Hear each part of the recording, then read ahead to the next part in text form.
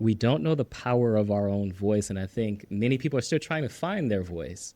That's the one thing that AI can't give you is a clearly defined voice. You have to know it within yourself. And what it means is that you take the time to outline what are your core values, what are your non-negotiables, and then what are your core stories, what are the lived experiences that you've had that will help someone else on their journey, including your clients. Hey, y'all, you're listening to the McClain Method Podcast, episode number 75.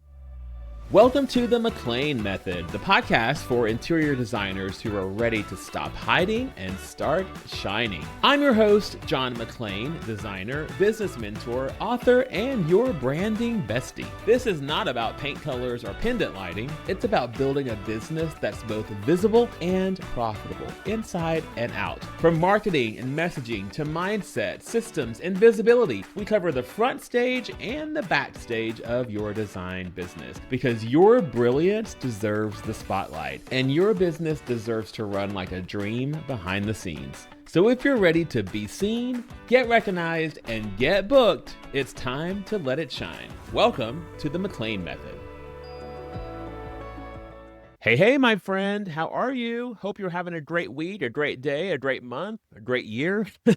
All of that. Welcome back to the podcast. I'm John McClain and very happy to have you here. I'm not going to do a long intro today because honestly, the guy that I'm speaking with today does not need a long intro at all because you might know him already. And if you do, I know you love him. I have Jude Charles on the podcast today, and Jude is just an expert storyteller, and he has a wonderful and proprietary way, honestly, of bringing out stories from you, from me, from his clients, and then putting those into beautiful videos for us all to watch. And I truly love the benefit that it has for his clients because of the marketing potential of these videos. But also we're going to talk about the exploratory ways that he does this and sort of this therapeutic way almost that by his clients telling stories to him and then eventually to the world, it opens up a portal almost to their soul that allows them to continue doing this on smaller scale in person, in front of clients, at speaking engagements. There's so many nuggets in this. Grab your pencil,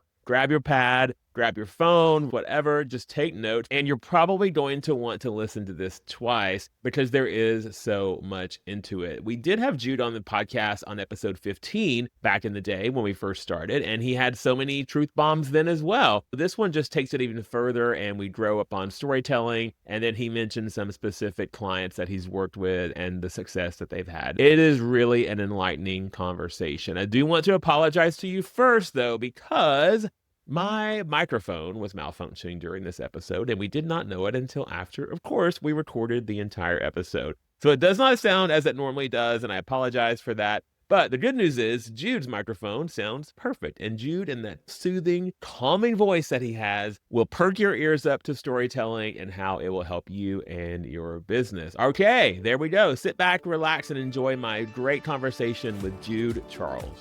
Hey, Jude, I want to welcome you back to the podcast. It has been a minute since you've been on, way back to episode 15, but welcome back. Thank you for having me back, John. Yeah, episode 15, back when you were almost just getting started pretty much. But it's been a long time. We've seen each other offline a couple of times, but glad to be back on the show. I'm so happy to have you back. And honestly, your episode really resonated with a lot of my listeners who were reaching out to me about, I think they felt they weren't properly telling stories in their business. And it was very eye-opening for a lot of people. So thank you for being so open and honest about what you do and how well you do it. But if someone didn't listen to that episode and don't know who you are, tell them who you are. Really just a synopsis of what you do as a business that you have. It's fantastic. Yeah, so at 17 years old, I was sitting in a TV production classroom, and my teacher, Mrs. Donnelly, she taught me everything she knew about video production. She was my TV production teacher. And then at the end of the school year, Mrs. Donnelly looked at me. She was like, you should be running a business. You're very talented at video production. And I was like, okay, running a business, what does that mean? My father was a construction worker. My mom worked at a chair factory. And Mrs. Donnelly didn't take no for an answer, though. She came into the classroom the following day, and she handed me a yellow envelope. And inside of this yellow envelope was my very first set of business cards. So I have been running a video production company for 19 years now, since 2006. when Mrs. Donnelly helped me get started. And what I do is I create documentaries for entrepreneurs. I help entrepreneurs tell their story through film and video. I have filmed a docuseries for our good friend Luann Nigera, but also other interior designers and builders and architects in this space. Currently filming a docuseries for Brad Levitt as we're recording this. And so that is who I am. That's what I do. I create documentaries for entrepreneurs. I help entrepreneurs like yourself listening tell their story in an authentic way. Yeah, you really do. And if you're listening, you're watching us on YouTube and you haven't seen any of the work that Jude has done, I totally invite you to go. It's really it's storytelling at its finest. It's beautiful. And I think the great part of it is the people may not even realize that they have a story to tell when they come to work with you. And I want to talk more about that in just a minute and kind of how all of that, evolves for the person who actually is working with you. But one thing that you've always said is that people don't buy what you do, they buy who you are. So I think I want to start kind of with that in mind and thinking about where we are now in the world with AI. Good old AI, our friend ChatGPT. I want to talk about how we can write things for ourselves that are not generated by AI, because AI can write captions, it can write bios, it can write blogs even. So on that note, and on the philosophy that you have about people buying who you are, how do we make sure that we're still telling our story and that we're not saying something generic that sounds the same as everyone else? So how do we find our story in the midst of all this AI generated content right now? Yeah, there are what I call 3 rules of authentic storytelling. So number 1, there is the lived experience. So what experiences have you had? A story is about a very specific moment in time. So what moments in time have you lived? The second is adding emotion. So when I say adding emotion, that's speaking from the heart, and that means your tone, your quirks, even your vulnerability. And vulnerability isn't always this deepest, darkest secret. It might just mean showing who you really are in terms of what are your strengths, being confident, right? Like one of the things that I love to talk about when I'm telling stories is courage. Oftentimes my stories will have an undertone of courage. And so you want to have a lived experience, you want to have emotion, but then number 3, uncover the evidence. The thing that your story does, like if you tell a story, which is about a very specific moment in time, the second thing you need to do is tell me the lesson about that moment in time, which means that you're uncovering the evidence and your story becomes part of what's possible for someone else. And so if you have those 3 things, the rules for authentic storytelling, 3 rules for authentic storytelling, which is a lived experience, adding emotion, and then uncovering the evidence, you begin to show more about who you are and not just what you do. Many interior designers would like to show the perfect picture, right? The end of the project. But we don't know what the experience was like. We don't know what challenges came up and how you overcame those challenges. We don't see your personality throughout the project, right? That is where you begin to show more about who you are and not just what you do, because people do business with people that they know, like, and trust. And so that's how you get people to know who you are, like what you have to say, and trust that you can provide a solution to their needs. That sounds like a very strong foundation to build upon. Do we think that with that foundation, is AI and artificial intelligence even able to extract that from us now? Because if it's there, it's pulling from sources right online. And when I hear you say what you're saying and the way that you explain it, I instantly think there's no way that a computer is going to extract that information from me, or I won't even be thinking to give that information to a bot, right? So AI, is there a competition at all, or is it just not even a competition when it comes to telling a story for yourself? In my opinion, AI is a starting point. It is a tool that you get to use to help you get to a point where you're beginning to tell your story. So for example, if I ever work with an entrepreneur, I will do a road mapping session. And in that road mapping session, I'm trying to uncover all their stories and their core beliefs, their core values. AI can't help you do that, but it can help give shape to that. Meaning you can give it the input and saying, hey, this is our core values. This is what we believe in. This is some of the stories that we have, but it can't give that to you, right? The input still matters more than the output. AI is just an output. It's just a tool that helps you get the output, but you have to give it the right information. AI is just a starting point. It's kind of like a power drill. Like a power drill is a tool that helps you to build things faster, but you still need to be a craftsman. Right. That education or that who you are is the thing that AI needs. It's not just AI is going to give you that information. So I agree with you that it's just a computer, right? Yeah. It's just a tool that you're able to use. You give it input and then you wait for the output, but it's only an output source. It's not an input source. And I love what you just said is like kind of lean on it for little things here and there, but don't ever use it as the sole end all be all for how you will start to tell your story or how you will start to market your company or how you will do anything, honestly. Like, I think it's fun to sort of bounce ideas off of this Right. bot sitting there, but it's a lot more fun to bounce ideas off of Jude Charles than it is to a robot. So for me, that personal touch is never going to be replicated with something that is on a computer. You know, the emotion, the feeling that you're emoting through your words speaking now, and the feeling that you probably hear when someone is telling you a story or you're doing your road mapping session and someone is talking about their business and their past and so forth. Emotions don't show themselves in artificial intelligence. Emotions show themselves when we're having that one-on-one connection, which is what I think can only be pulled from that personal touch that you bring. And I like what you said is that it's there to help us, but not to take over. It shouldn't be the thing that we lean on for everything. And something that you said last time was that I think it was like storytelling invites people into your world. And Right. there's a lot of content out there right now. There's a lot of things that we see other people doing. We might see someone saying this part of their story, or someone is saying this about their business, or someone is saying this about, as a designer, your client process, right? How do we cut through all that noise, or how do we make ourselves stand out when it comes to storytelling? Because we might not even know all the power that we have in our own story. And I think that's the beautiful thing about what you do as with your company, is to extract that from people. But how do we set ourselves apart from what everyone else is doing in the world when we feel like they're doing a great job at it already? Why don't we just replicate that? Right. Yeah. You are only one person. Earlier, I talked about lived experience, right? Mm-hmm. We all are living, let's just say hypothetically, if we all lived in Florida, in Pompano Beach, Florida, where I'm from, we all may be from there, where we're all living different experiences. We're all experiencing life differently, even though we're from the same place. So yes, you can try to replicate what someone else is doing. I think it's more important to come up with a clearly defined voice. And how do you do that? How do you come up with a clearly defined voice of knowing who you are, what you're about, and what makes you different? I start with core values. I start with, who are you when challenges show up, right? Who are you at your best? What are your strengths? How do you want someone to feel when you leave the room? All of these things lead to your core values. And so there's core values, there's core beliefs, like what does time mean to you? What are relationships to you? What does money mean to you? That's core beliefs, that's part of core beliefs.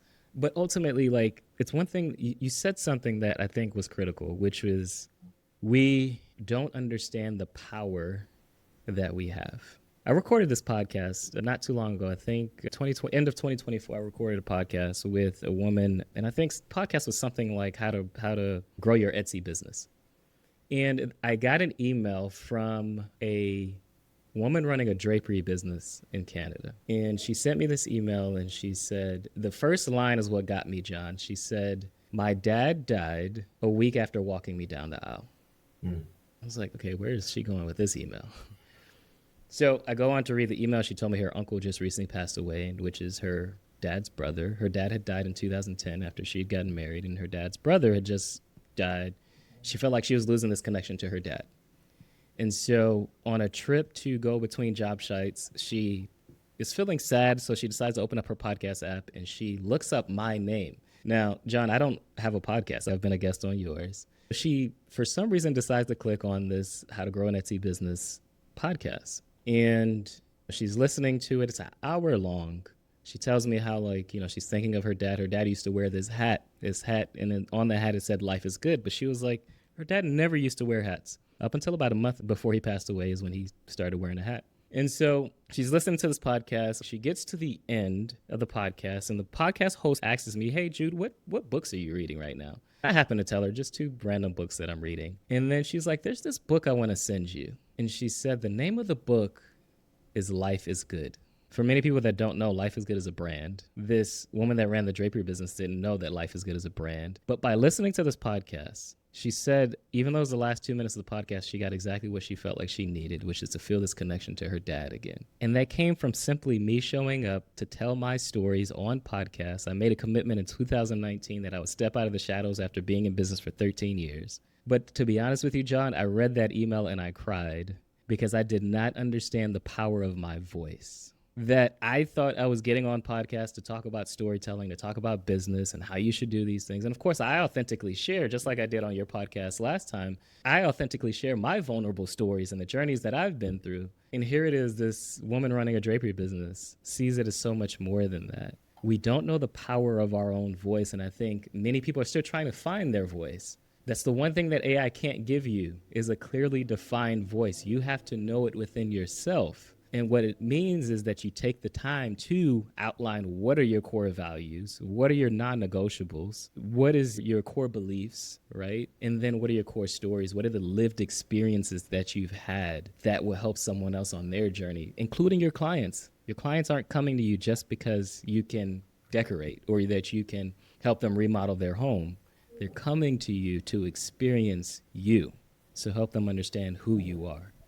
I think that's so intriguing that the storyteller, you, didn't realize at the time the true power that you had in your own stories. I think that's very fascinating to me, that you know that it's there, but I think, do we take it for granted sometimes that, as you said, that people are listening and that people are going to possibly resonate with what we have to say? Like, how do we sort of like jolt ourselves to having the wake up call that you just said that you had, where you're listening to someone who was responsive to your story? Like, how do we keep reminding ourselves that our stories are important? I have a album in my phone called The Confidence Bank. And in that album is things like this story I just told you. This email that I got from the lady, I screenshotted and put it in that confidence bank. If I get testimonials or I get someone that says, hey, I listened to this podcast that you want and I really liked it, I put it in that folder. The reason for that is because on the days where I feel imposter syndrome, where I feel like this, I'm not doing something right, I go back to that confidence bank to re-up, right? To really re-up. And I think as entrepreneurs, especially creative entrepreneurs, it's hard to really own who you are because we're weird and we're quirky and we see things in a way that many people do not see life. And because of that, we think, we should hold back and we should play small and we really shouldn't show full out like who we are. For myself, I have, in the last 6 months, just really sat in a place of, I have to own this. No one else is going to own this for me. Mm-hmm. And for me personally, what that looks like is that I have to believe more in the God in me than the world, really. And when I say the God in me, I mean, I am a Christian, and so I believe in Christian beliefs. And confidence doesn't just come from me, it comes from the God in me. Mm-hmm. But the point that I'm making is, like, you have to own who you are, own that you are unique. Every part of you is unique, and it's not a weakness. It is an advantage that you were made different. Whether or not you can only eat certain things, whether or not you can only live in a certain place, you're unique. And instead of looking at it as a weakness, I would look at it as an advantage. For me personally, that's the journey I've been on, is just owning it. Owning my voice, even though sometimes I don't always like how my voice sounds. Owning the way that I tell stories. Owning that I'm a very deep person. You're not going to get a lot of jokes out of me. You're not going to get Jude to come in and, crack jokes from stage when he's speaking from stage or anything like that. You're going to get really deep, introspective stories that make you think deeply about who you are. I've owned that. That's who I am when I show up in a room, and when I leave, that's how that person feels. It's not an easy journey, right? Yeah. But it's not as simple as just saying, you got to own it. It's a journey. When you begin to own it and you just stop making excuses and stop trying to downplay it, that's when the real you gets to show up, and people will either love it or hate it. But the ones that love it, they will love you to death.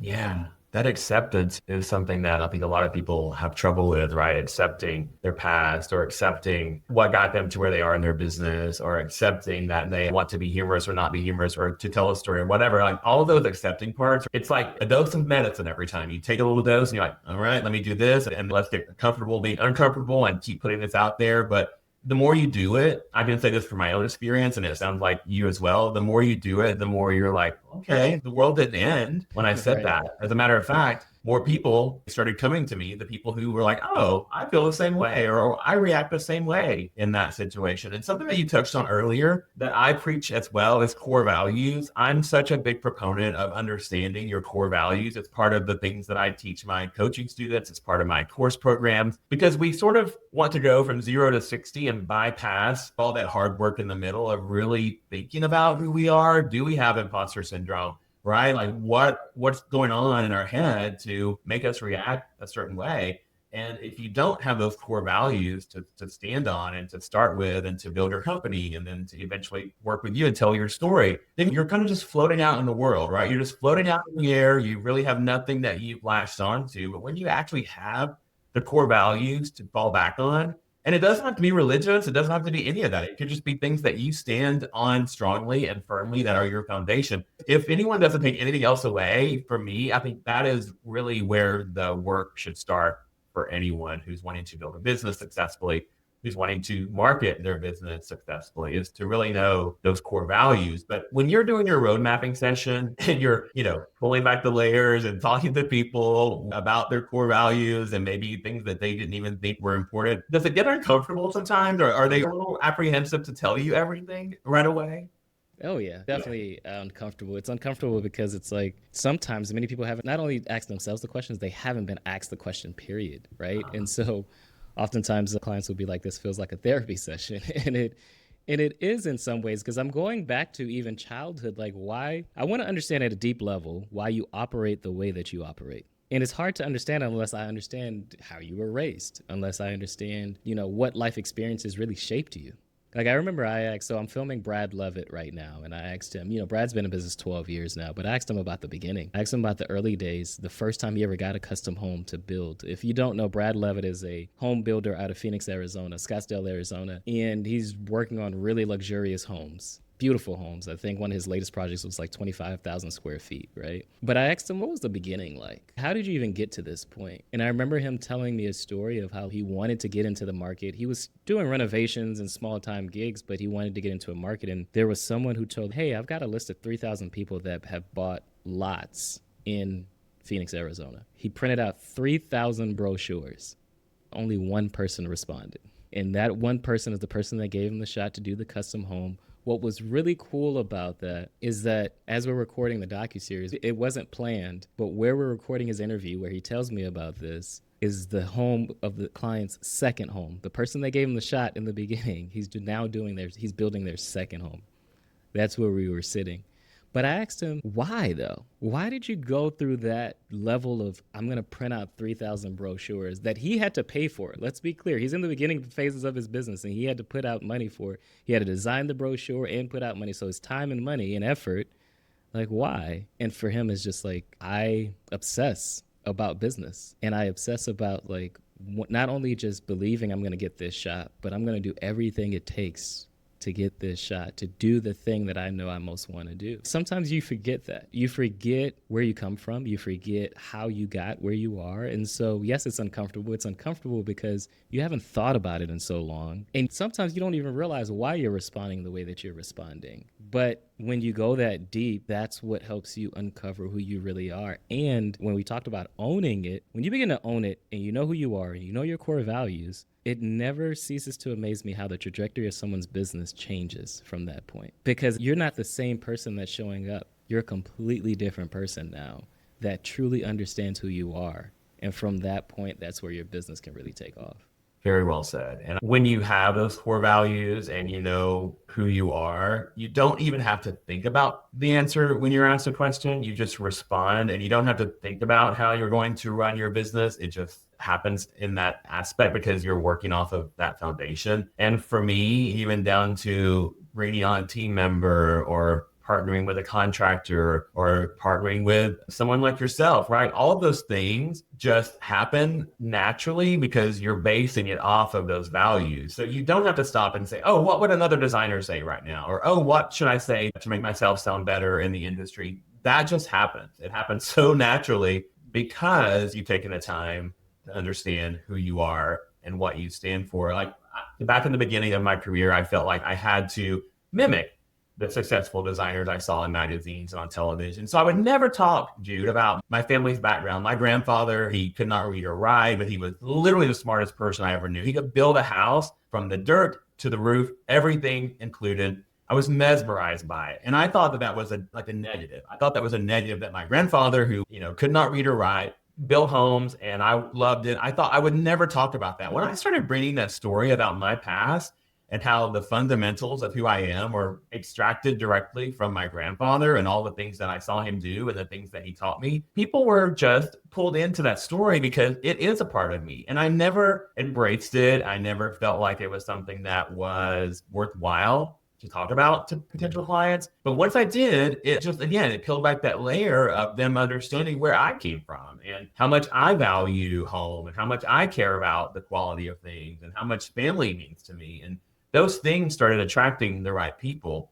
And I think all the things that you do and all the things that you pull from someone in your road mapping, and then of course in the final end result, is just that. It's bringing those people who should be and want to work with you to you. Have you had that happen with people where they perhaps didn't understand who they were? Working with you, they did understand. Then you marketed it out into the world, and then it started repelling the people who shouldn't have been working with them and attracting the people who should? Yeah, almost every project. Many people are afraid to say the thing that they most need to say. And what I'd like to do, not only in road mapping, but once we're filming the docuseries, is pull that out of them. When you get intentional about branding and marketing, the whole goal is to attract the right clients and repel the wrong ones, right? Myself included. When I'm sitting here speaking with you and I'm sharing these deep stories, I'm saying the things that I'm saying, I'm attracting the right type of client and I'm repelling the wrong ones. When I think about working with someone like Luann, she has so much energy. It's hard to keep up with her. That's not going to be everyone that enjoys that likes that, right? Like there's some certain people she attracts and certain people she repels. But we show her authentically through her docuseries. Same thing I think about with Brad as we're filming Brad now. Like Brad is very high energy,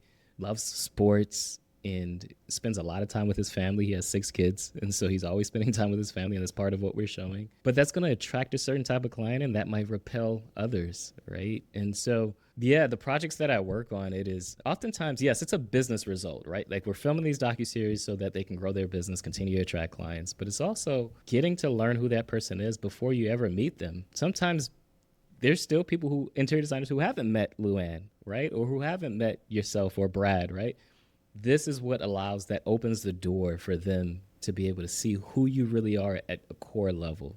Not just what you might share through a marketing video on Instagram, but like the true authentic, what is family life like, right? Like I know you're really great at sharing authentic stories on your Instagram because I've seen recently where you celebrated, I think, 15 years of marriage and recently got a new family member, a new dog to the family, right? And so that's what allows people to get to learn who you are. And like, I get the question sometimes, yeah, but do people really need to know that? Do they need to know how many kids I have? Do they need to know how long I've been married and all those things? Yes, they absolutely do, because people do business with people. So it's important to make your business more human, which means that you're going to attract certain friends and you're going to repel certain friends because there's certain things that you're interested in that someone else may not be interested in. And that's okay. Because we should do business offline. We were talking offline about like business should be fun. So why shouldn't our clients be fun too? Why shouldn't the people we work with, right? Our employees or our partners, our vendors, why shouldn't they be fun to work with? Business should be fun. The projects I work on, yes, it's almost everyone that I work on, it is like, man, you saved us time from having, like, they got to see our video. They got to see, okay, maybe we don't jam, we don't gel. So, you know, we're going to work with someone else, and that's okay. And that's exactly what you want to happen, is that you attract the right type of people to come and work with you versus the ones that are going to be a headache. Even if they have the money to pay you, they're going to be the headache because your values don't align. We didn't intend on this being a whole core values conversation, but like that's another thing with core values is that when your values don't align, it doesn't matter how much money the person has. Right. It's going to be a nightmare to work with them. Like I know in your first episode, you talked about the nightmare client that you had, right? Like it's going to be a nightmare if your values don't align. And so that's why it's important to go deep into these core values, because every part of your business, even if you don't end up working with me and doing a video, every part of your business needs to exude your core values. Every part of it. Agreed. Yeah. And you mentioned that story that I told on the first episode of my podcast. It was a story that I was embarrassed by, to be honest with you. It was a story that I did not think I would ever share. I barely told family members about it, and definitely not friends. And so when I did share that and come to the conclusion that I thought this would help other people, it shows who I am, and it shows that we're not all perfect and that we can all start somewhere and grow and all those things. It resonated with other designers who either had that situation or maybe even worse, or maybe they were afraid of starting their business because of that situation possibly happening. I can say from firsthand experience that by sharing the good, the bad, the ugly, all those things, it makes you more human. And that is something that is not ever going to be found in AI. You're not going to have an AI computer tell you a story of your past because it doesn't know it. And no one can tell that story better than you. And it's easy to sit on that and to say, yeah, it's not worth talking about. But many times when I have told a story or when I have shared something with a potential client or on an interview or whatever, it resonates with some person who I never even suspected that would resonate with. And as you said, it's okay to push away the people who shouldn't be working with you because they don't align with your values, and it will bring more people in who do. I have a filter that I run everything through when I'm considering partnering with someone. When I'm considering partnering with someone, I run them through this filter. And this filter allows me to ask them questions that will say, yes, they are aligned with me. Yes, I can work with them on a 1-year project or whatever the case may be.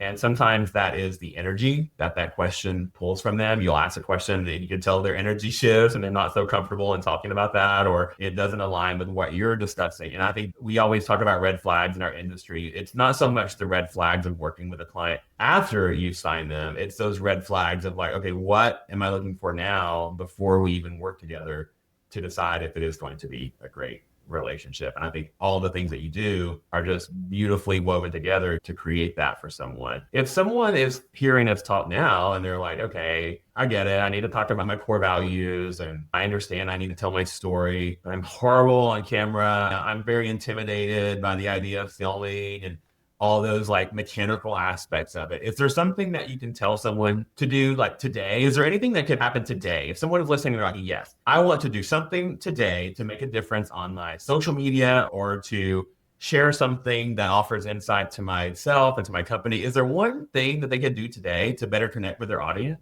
The one thing is be willing to be vulnerable, which I know sounds vague, and it's like, okay, how do I do that if I'm already scared to be on camera, if I'm already scared to share stories, or I don't know how to share stories? Every week, whether you have a team or not, you go through the projects that you have, right? So like if you're an interior designer, you have projects, different projects. Let's just say hypothetically, you have 3 homes you're working on, 3 very high level homes you're working on. Every week, you sit down and you look at it and you think, what are the challenges that came up on this project this week, right? And how did I overcome them? That is a story. Whether it was maybe the wrong chairs came in, whether it was the wrong tile was ordered.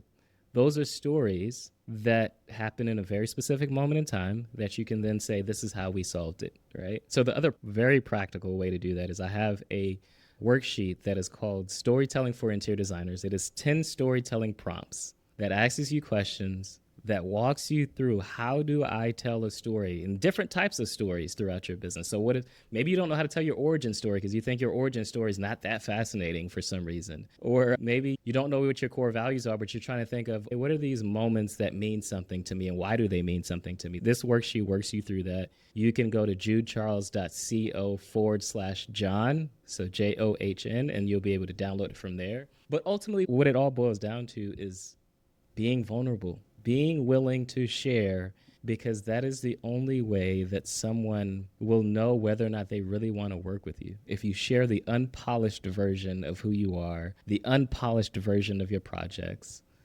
that's what allows them to say, oh, you know what? That person's real and I want to work with them. Even though, yes, there was this challenge and it wasn't sexy and it was very messy, but that's how I know I want to work with them because they have something in them. They have grit maybe. Or they have a quirky way of figuring that out. Or maybe they laughed throughout the whole entire challenge and it was just like, no big deal. This is going to be a stressful year, 2 years. I want to make sure it's someone that I feel comfortable working with, that they're just going to laugh it off. They're going to take it seriously, but they're going to make sure I'm feeling relaxed. They're going to make sure that I'm laughing it off and I'm not taking it too seriously. And so, yeah, it's storytelling for interior designers, but very practical is just be willing to be vulnerable. The same way with you that you didn't share the story of like what happened with your client. The Mrs. Donnelly story that I started with, I didn't share that for years in the beginning because I was just like, what's the big deal? Teacher gave me business cards. So what? Like, that's no big deal. Until I started sharing it and people would lean in and they'd ask more questions and they would actually be interested to hear more about, oh, okay, so you got started at 17. Tell me more about that. Like, what, like, how did you get through business those first few years, right? It opened the door to have a deeper conversation, even though it's just a teacher that gave me business cards, right? I just was willing to be open that, hey, I just got started because a teacher gave me business cards. Like, I didn't know what I was doing. That's what I mean by being vulnerable. Vulnerable isn't always you get people to cry. It isn't always this deep emotional chaos. No. Some vulnerable just means open up, allow people to get to know who you are beyond the thing that you do. Getting business cards didn't have anything to do with the first client I ever filmed a video production with, right? Like, it was just about having someone that believed in me that then gave me the courage to believe in myself. And that's the way I continue to operate today, is that I continue to have that courage, but that opens the door to having that conversation. Yeah, being vulnerable allows people to hear something about you that, again, you may have taken for granted, but other people will relate to, and they may apply that instantly to their own life and their own business. One thing I've been doing lately on social media is I love to tell jokes. I love to be silly. I love to have fun. So I started making these silly little memes from a movie or a TV show or something. And I'm like, you know what? I'm just going to have fun with this. And because I'm thinking it, I'm just going to see what happens with it. So I posted something. It was a video clip of a movie. And it was basically something like when you ask an interior designer how their own project is going, and then the lady gave lots of excuses for it not being taken care of. I just did that. Literally, it took me, first of all, let me preface this by saying I've spent hours making a reel and making a video and trying to make it perfect. I did that in probably 7 or 8 minutes, posted it. It's now up to, I think, 515,000 views, up teen shares, all of these things, because I was human in it, because I was sharing what I felt, because I was sharing the feeling that I feel when I design my own homes. And I'm like, I wonder if other designers are feeling this too. And for me, with my coaching business and my courses and all the things, I wanted to reach designers' minds where they are. And so you were just saying be vulnerable. It was kind of vulnerable for me, in a way, to post something silly when you look at everyone else's social media. I posted this. It got a lot of feedback. It not only brought more people to me to know who I am, but it showed people that I do like to have fun and I can be silly and that we're not curing cancer in the design world. We're just making homes beautiful, which is a big deal. But there is a level that I just want people to know we can have fun with this. And I think that was what happened when I did that. And it just opened my eyes that people are so inundated with lots of stress in the world, lots of stress in their lives. And sometimes we just want to laugh, and we can still run a business successfully, show people who we are as a professional, but also show people that vulnerable side of us. So with all the things that people are doing out there, Jude, and all the things that, again, people are thinking, oh, this person's doing that, there's AI avatars and deep fakes and all these things. How do we make sure that our videos still feel human? Is it just sharing that one vulnerable story? Do you have to have your face on camera? Can you share a thought? Like, I'm thinking more practical terms for someone who is on their social media, for instance, if they're thinking like, again, we talked about being vulnerable, sharing that part of your life, but does it always have to be facing camera? Can you do things that are not facing camera? Just curious of your thoughts on that. Yeah, you can. So like I've seen it before where interior designers will do a walkthrough of a home, and what they're talking about isn't necessarily about the home as much as they might be sharing a story. You don't have to show your face if you're not ready for that yet. Now, eventually I do think you should get there, but you can share audio. You can share audio of you walking through the home and just kind of talking through, yeah, we did this, but then let me tell you a story about why this is so meaningful to us. So like maybe you did something special in one of the kids' rooms and it reminded you of your own upbringing or something special that you had. Let's just say hypothetically, making this completely up, but maybe you put in a special guitar in the room and it reminded you of how you played the guitar when you were younger, right? Again, not something that is so emotional, but it at least lets people know, oh, you were into music. Maybe you're still into music, right? And it opens people up to that. But no, you don't have to show your face if you're not ready for that. But you do, I would highly recommend at least audio and in the caption even sharing stories. Like I I'm a long form type of person. So my captions tend to be long, but people read them.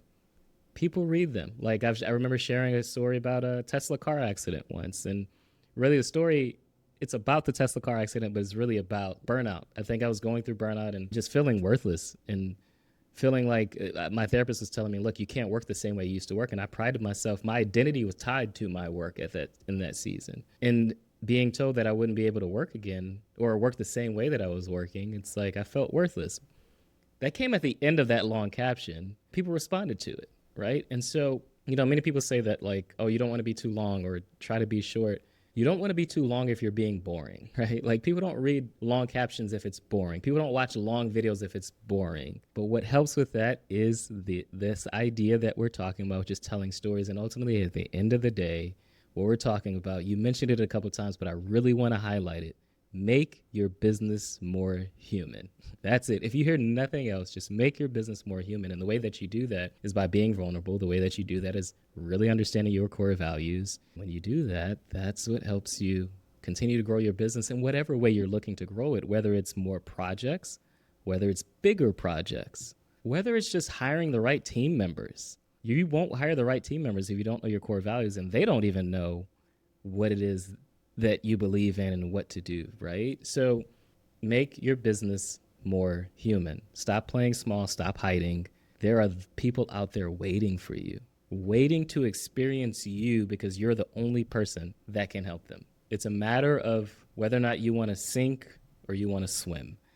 And for me, that has a deep meaning because don't judge me, John, but I learned how to swim only a few years ago. I've lived in Florida all my life, but I only learned how to swim a few years ago. And I can remember it was a Labor Day weekend, I think, and I was at my best friend's house in the pool swimming. I just learned how to swim. So in the pool swimming, I'm having a good time, doing backstrokes and doing everything that I learned. And then it reaches a point where I got tired and I try to put my feet down. But when I put my feet down, I can't feel the base of the pool. And so I panic. And when I panic, I start drowning. Now, there's people around the pool. It's Labor Day weekend. They're grilling and everybody's having a good time. So I'm thinking, okay, no big deal. Yes, I'm drowning in this moment, but let me just start waving my hand so they can see me and realize, hey, I need help. So I start waving my hand. No one comes. I wave my hand again and no one comes. And I'm like, oh, great. This is how it ends. Well, I muster up the energy to get to the base of the pool. And I jump up from the base of the pool to the top and I break water. And as soon as I break water, I yell, help, and then I sink back down. Well, my best friend, Nia, she's only 5'2", 135 pounds, 130 pounds. She jumps into the pool and goes underneath and now has to figure out how to get me out of the pool. I am 5'9", about 180 pounds. And luckily, she does get me to the edge of the pool, and I'm holding on for dear life, catching my breath. I sit on the edge of the pool, and her mother comes up to me about 20 minutes later, and she's like, Jude, let's get back in the pool. I'm like, I'm okay. I'm going to sit right here and just catch my breath. She was like, Jude, I'm 55 years old, and, I've made a lot of mistakes in life. But the one thing I learned from those mistakes, and it took me a long time to learn it, is that the mistake doesn't define you. You have to get back in and try again. And John, I can tell you that I got back in and I swam for another hour. You could either sink and make up all the excuses as to why you're giving up and all the excuses as to why you can't do something, or you can swim and have fun and enjoy the freedom that this business gives you. You have the choice as to what you do. But if you've heard nothing else from this podcast, make your business more human. And the way to do that is to vulnerably share your stories, put yourself out there, and stop hiding. Great stuff. Yeah. And I think too, you get better at it as you go along. Like you start to hone your ability to be more personal, to be more vulnerable, to tell your story better. Because I have some clients who are in the reality television show genre, right? Early on, the cameras were in their face and they were, oh, I don't know if I want to say this or I can't be my true self.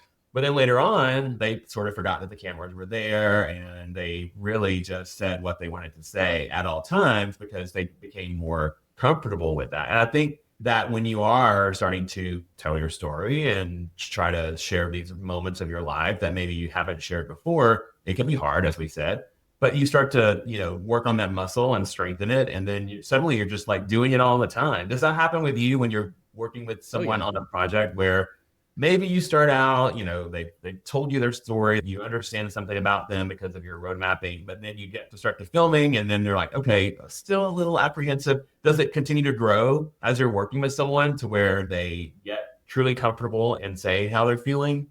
Yeah, it takes time for them to be comfortable with that vulnerability because love it or hate it, we live in a world that does judge us, like, right? And person can look at something you wore on Instagram and say, oh, I hated that. And might go as far as to leave a comment to tell you how much they hated it. But what I like to do is the reason I do road mapping is one, to get them comfortable with even sharing with another person. And then two, it now opens the door for me to remember, oh, this is something that they have a hard time talking about.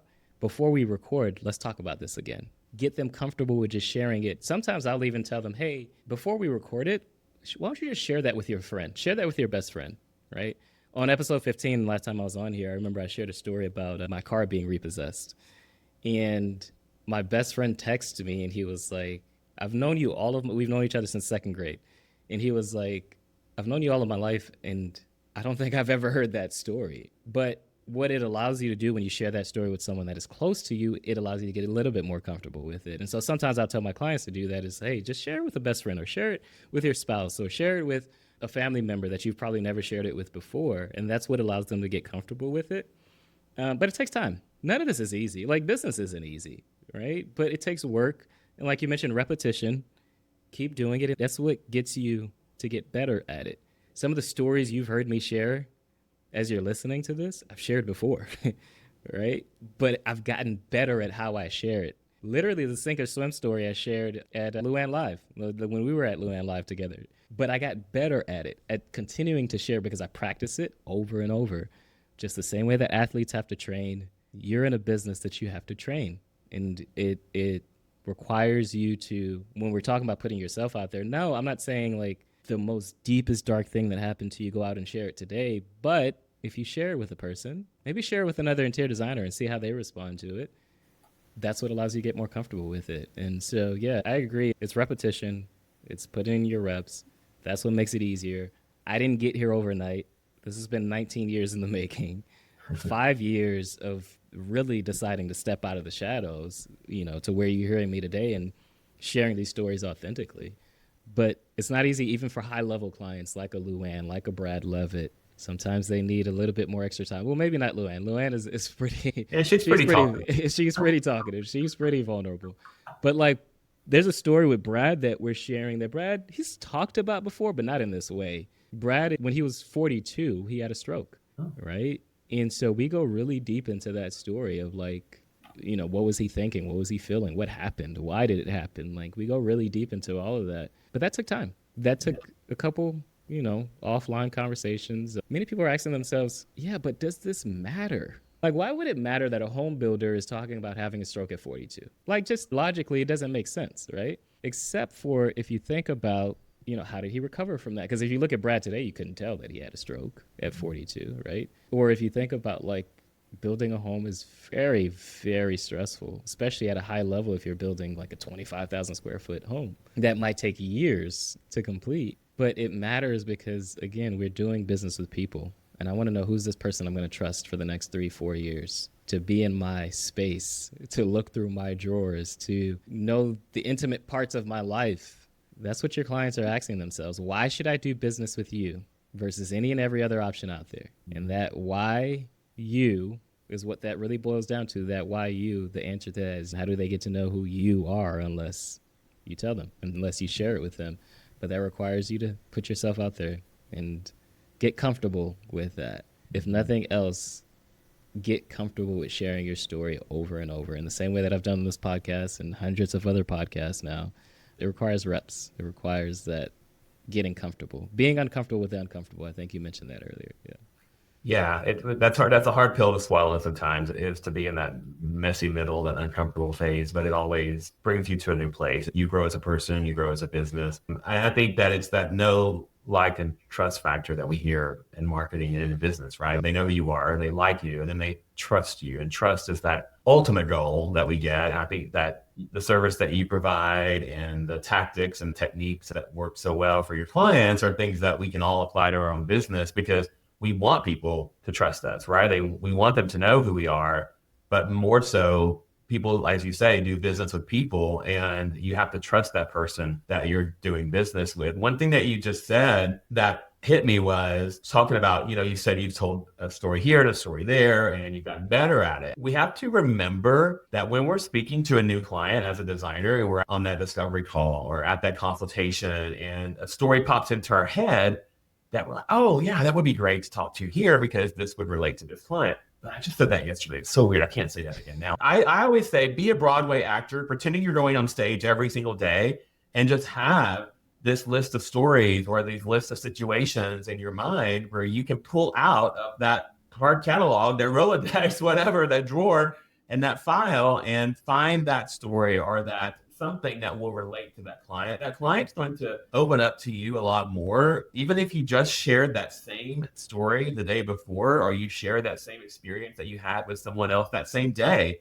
that person's never heard it yet. And I think that is what is so important to remember, is to keep that in the back of your mind, and always, from a business perspective, always have something that you can share with someone. If it's a client who has 3 kids and both spouses work and they're never home, talk about how you had another client that was similar to that. And that is what that person is going to hear. You were mentioning Brad and his medical condition, and someone else may look at that and think, he understands how to overcome obstacles. He understands how to move past serious matters and still excel. And that is where storytelling can take it from just a story to you're succeeding in life, you're succeeding in your business.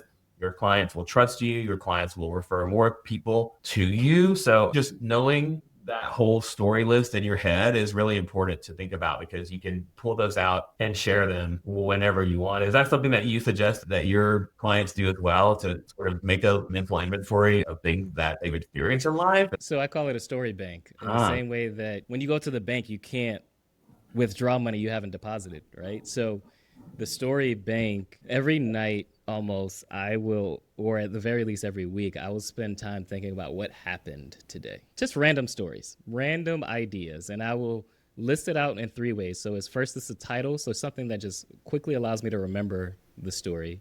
Then there is bullet points of what happened, so nothing long, just like what happened. Maybe, so like something I jotted down yesterday literally is I went to Dunkin' Donuts and I was just way overstimulated going to Dunkin' Donuts because there was a homeless man in there who was talking about his dog, and his dog, he was worried about his dog attacking people.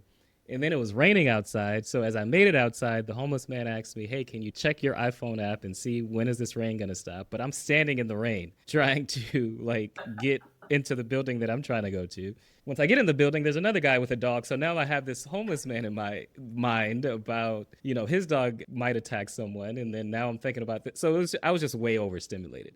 Well, I just wrote that down. I have no idea if I'm going to use that. Obviously, I just used it here on the podcast. No real reason. But so I do the title, I do what happened, and then I'll think of a lesson. Now, I just told that story. There's really no lesson.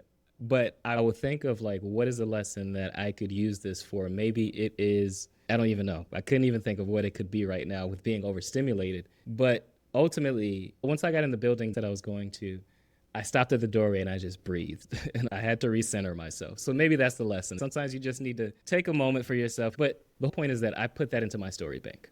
Mm-hmm. If I am talking to someone, so just like you mentioned, the exact same way that you mentioned, maybe this client is talking about something and it triggers something in my mind. It's a trigger. And then I think to myself, oh, that would be a good story to tell them about that. Maybe they're not understanding something that I want them to understand in a certain way. I'll be like, okay, here's a story I could tell them, right? And so I call it a story bank because in your business, when you're communicating, right? Communication isn't just saying words, it's making sure that we understand each other. And stories help people to understand what you're talking about, not just the words that you're saying. Because it's easy to say, hey, we're going to work on this project and it's going to be stressful.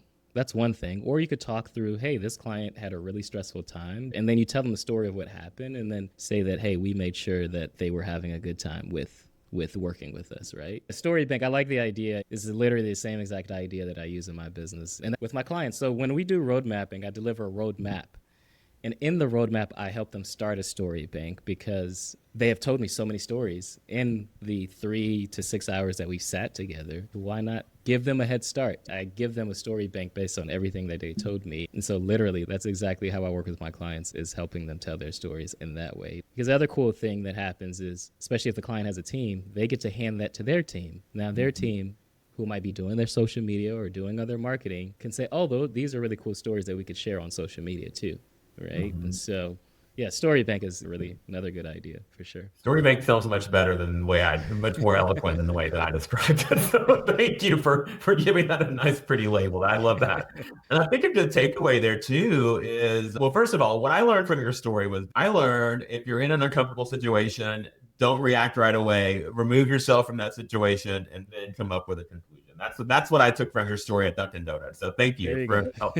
Yeah, there you go. You've already helped one person. But what I love your concept of sort of, taking this in incremental moments and writing things down as they happen, because at the end of the week, if it's Friday at 5 p.m., none of us are going to remember what happened to us on Tuesday at 1 p.m. We're just not, because the week gets crazy. There's so many things happening. It's much like when we send out a client recap of the week, we send out all the things that happened, but we write it down daily so that we're not having to go back and ask ourselves what happened on Tuesday. So I think your idea and this concept that you have is so beautiful for people that they can do right this minute, is to just pull out the notes and section in your phone, or, keep a notepad with you, whatever feels comfortable for you, but write down these moments of life that you feel may not be significant now, but could turn into something later that could help you or your business, or maybe that one story is the thing that clinches the deal with that client, and you just took it for granted, thinking like, oh, who cares? That was just a moment in my day.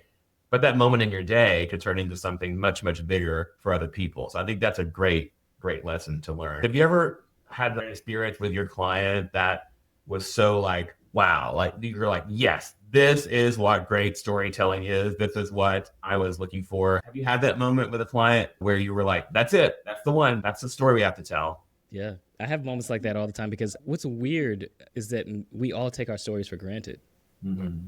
We all take our stories for granted. Well, you were talking about Jen earlier and her situation. Right. Yeah, so Jen Davison is a interior designer from Chicago, Illinois, and Jen started her business about 5 years ago, and she was a flight attendant for 20 years and then started her business. But as she was telling me about how she got started, she was just like, she's always been in interior design. She was in designing since a little girl, and she had to tell herself, 4-year-old me, that I would be all these years later running an interior design business, a successful one at that.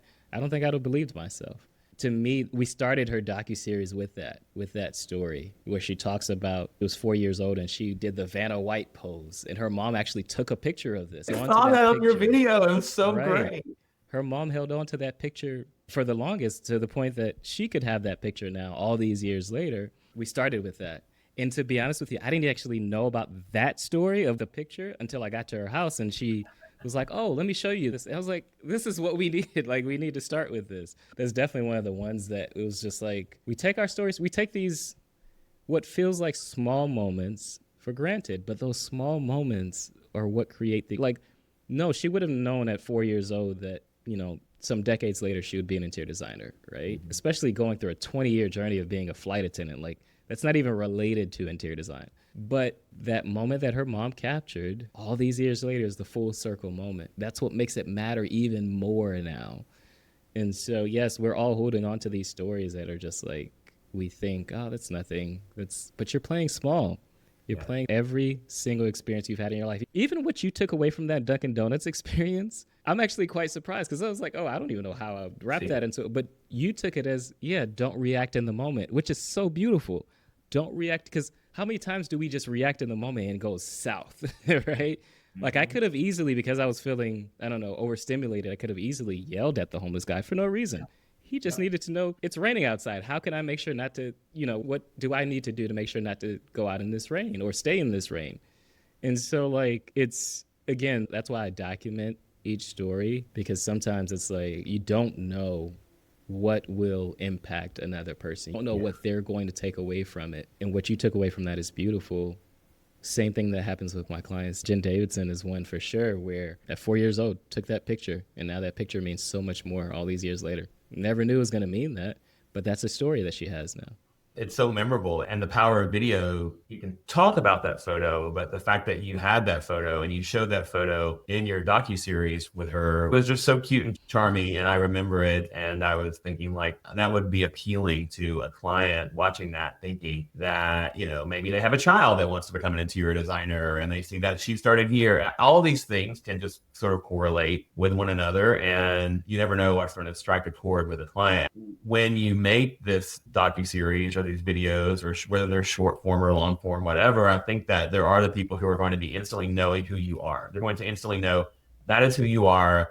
That is what you stand on as a business owner. This is how you operate your company. These are the values that you have. Because many times people will reach out to us as designers and they won't really know who we are. They might say something like, oh, I have 2 kids. Everything has to be durable and everything has to be almost non-destructible for these kids that I have. If you had told that story ahead of time on your website, on your social media, on a YouTube channel, whatever, if you had shared a story about who your client is and how you've overcome that with another client, probably that client would have to be asking you that question if you could be that type of designer for them. So by putting your story out there, you're sort of going ahead and marketing yourself directly in the mind of that person who needs to hear it. And then that person is going to be like, okay, I'm hooked. Let me hear more about what I know they can service my type of project, but let me hear more about what they have to say because you told the story of how you can help them. And I think that's really important, knowing what's in it for the client, what's in it for our potential client. When we're telling these stories, they can say, yep, I understand that.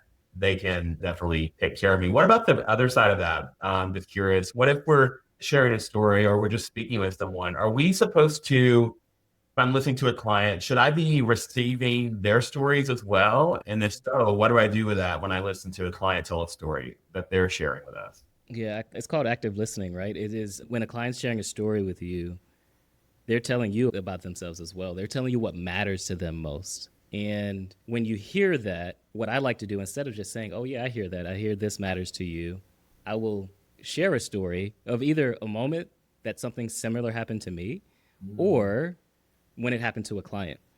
And it doesn't just communicate, I heard you, it communicates that I'm like you, right? And when I talked earlier about relationships and making friends and things like that, part of the reason we become friends is because we have similar interests. Part of the reason we become friends is because we've lived similar experiences, that it's like, oh, that person doesn't just understand me, they're like me. And I want to be around more people that are like me. And so when a client's sharing something with you, maybe sharing an experience of like their teenage son getting on their nerves, for you to then communicate, whether you have a nephew or you have your own teenage son or daughter, like that allows them to say, oh yeah, you definitely get it. You understand me, but you also like me. And we don't want to just do business with people. We want people that we know, like, and trust.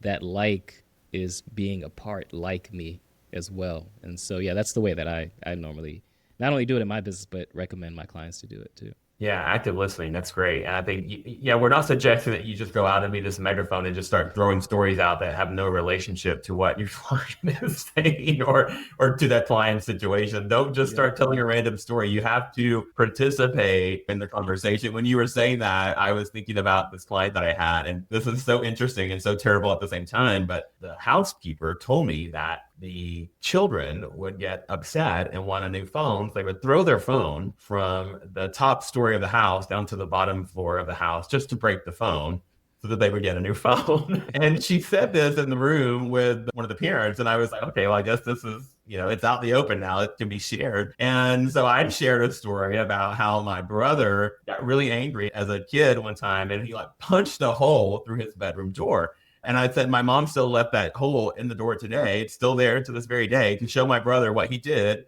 as this like 10-year-old kid getting angry. And so when I said that to the client and to the housekeeper, they were like, oh, this happens to other people too. Like, I'm not the only one that has, bratty kids, right?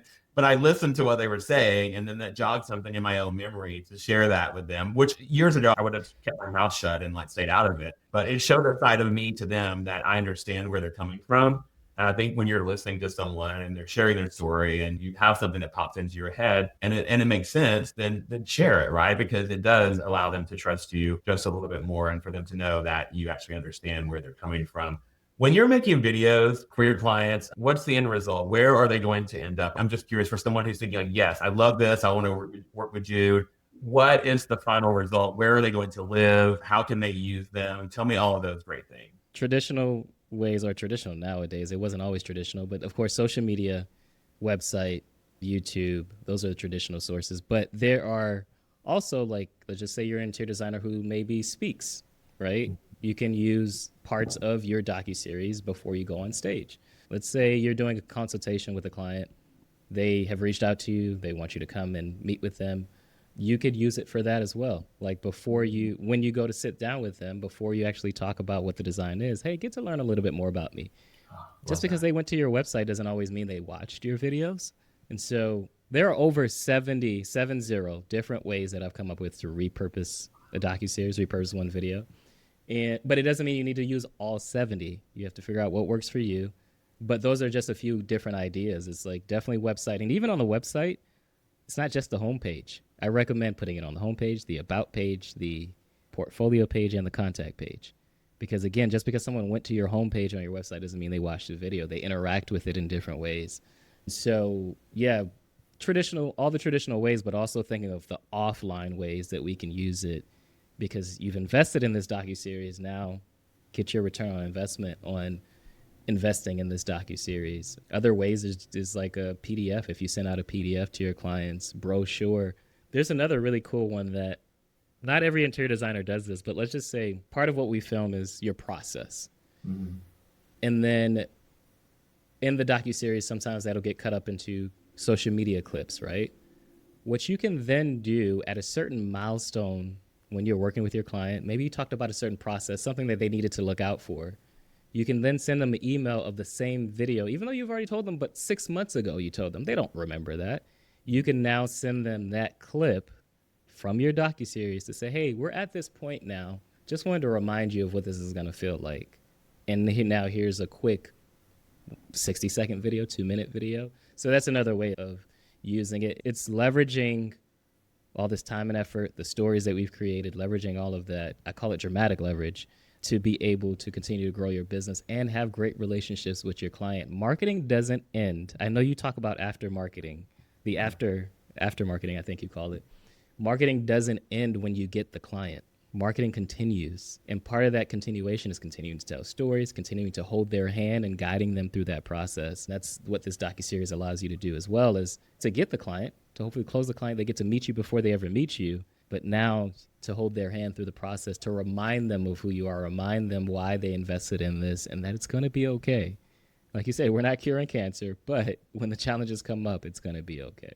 And we're always selling. I think we're always trying to persuade someone or convince someone or let them know why this is the right way. If you need to remind them of like, no, here's who I am. This is me, or this is my process. I shared that process with you 6 months ago. You don't remember it. Here's that process, and here's why it's so important to us. That subtle little reminder of just shooting that beautifully filmed video out to someone can be the thing that clinches the deal and allows them to change their mind and to see things the way that you're showing it to them.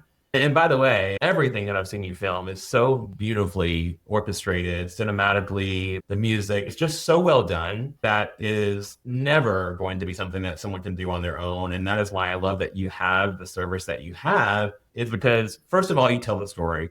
Second of all, you piece it together so beautifully and so eloquently. And the person that you're filming and the team or the designer or the contractor or whomever is showing themselves in a true, authentic light. But it's also just done so well that I remember watching Luann's for the first time, her docuseries that you did. I'm like, my God, like, Jude, you really knocked it out of the park, because it is storytelling, but it's elevated to a level that I think that most people don't think that they're capable of doing. And I think that a lot of people may think like, oh, I can't work with you because I'm not there yet. But you have all kinds of techniques to help them get ready and to prepare them and to make it easy for them. Yeah, absolutely. It's a process. And that's why I start with road mapping. Putting a camera in your face is intimidating, right? It's a process. It is work. Even believing in the stories that you have. Part of the reason that I love going through road mapping, and like I said, people overlook and they underplay their stories. I want to remind them, hey, this is an important story. I did a road mapping session with an interior designer, Brooke Droptini, recently, who was just like, yeah, this is business therapy with a pep rally. Because I'm also like, we're going deep, but I'm also motivating you. And I'm also telling you, no, this is important. This is what makes you you, right? And For her, another part of the testimony that she gave was just that when she first met me, we met at an event and we had dinner at that event. And she was like, I just authentically shared my stories of who I was, where I was from, you know, how I run the business. And she was like, that's the piece that I was missing. But it was just me authentically showing up, right? Yeah. And I practice what I preach for my clients. I showed them not just, hey, this story is important, but then sometimes I'll even tell them the story again and like, you just heard me tell your story. How does that feel, right?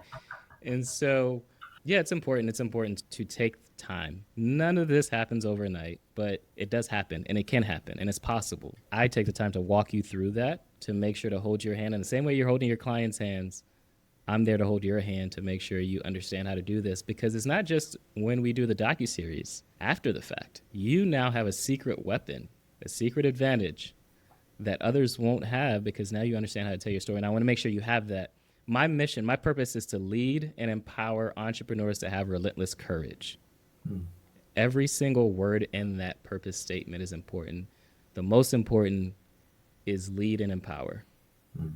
If I guide you, which is what leadership is, if I guide you, you'll understand how to do it. If I empower you, that means you walk away with it. I no longer have to be there to make sure that you can do it, right? And so it's not just doing the docuseries, it's making sure you can do it even after the fact. You can tell some of the same stories that we worked on, or maybe some of the stories that didn't make it to the docuseries. That's how I work with my clients and walk them through that entire process.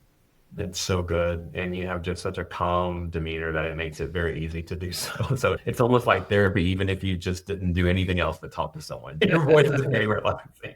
Well, thank you. I can tell you this has been just truly incredible. I knew it would be. Before we go, tell everyone how they can find out more about you, and just remind them again where they can get that prompt for you. Storytelling for Interior Designers. You can download that at judecharles.co/John, John. To connect with me on Instagram. I'm on Instagram often. I share, obviously, valuable content there, share some of my projects there as well. But judecharles.co/John, or on Instagram, I am at Jude Charles. Fantastic. And we'll make sure to link all that in the show notes, of course. And listen, to everyone listening, just remember what Jude has said today, that your story is truly your superpower. So don't let AI or algorithms or comparison theories or imposter syndrome, don't let any of that make you forget that, and just get out there and start showing people who you really are, even if it's on a smaller scale. And then you can get ready and then reach out to Jude, and he can make something beautiful for you. Thank you again for being here, Jude. It's been truly enlightening as always. John, thank you for having me. It's always fun to catch up in person and also to come back and do another podcast. If you haven't listened to episode 15 and you want to go deeper with storytelling, we talk a lot about storytelling in a different way in episode 15. I would encourage you to go back and listen to that too. There's a lot of value in this one, but there's more in episode 15 as well. Most definitely. And we'll link that in the show notes. Thank you again, Jude. Thank you, John. Thanks for tuning in to this episode of the McClain Method Podcast. I'm so grateful you made it all the way to the end, because that tells me that you're ready to do the work that truly transforms your brand, your business, and your life. If you want more tools, trainings, and behind-the-scenes looks at what I'm building next, head over to McClainMethod.com, and don't forget to follow along on Instagram at the McClain Method for even more drops of brilliance. And remember, my friend, your brilliance is your brand. Don't dim it, design it. I'll see you next time.